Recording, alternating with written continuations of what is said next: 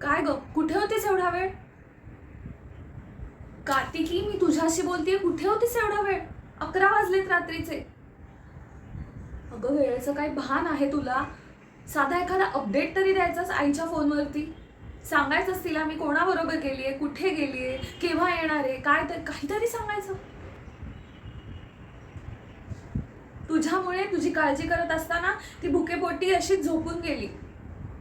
मग मीच तिची समजूत घातली, म्हटलं ही मुलगी मला सांगून गेलीये, उशीर होईल हे सांगून गेली, असं म्हटलं मी तिला. बर, तुला भूक लागलीये? वाढू काही? भूक लागलीस तर किचन मध्ये जा, सगळं रेडी आहे. मायक्रोवेव्ह मध्ये फक्त गरम करून घ्यायचंय आणि जेवून घे.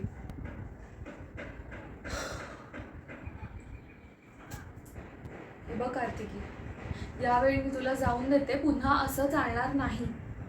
कार्तिकी, आता तू मोठी झालीयस, जरा वाग तशी.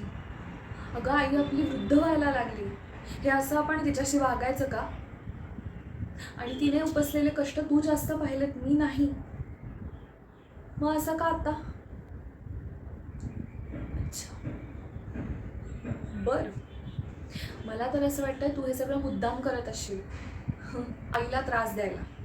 हो म्हणजे मी जेव्हा पण तुला विचारते असं वागण्याचं कारण काय आहे, तुझ्याकडे काही कारणच नसतं. नीट बोल माझ्याशी, मी मोठी बहीण आहे तुझी, तुझी मैत्रीण नाहीये.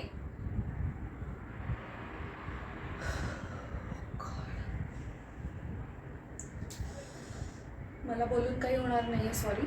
उद्या उठलीस की आईशी बोलायचं आणि दोघींमधले मतभेद सॉर्ट आउट करायचे वन्स इन फॉर ऑल.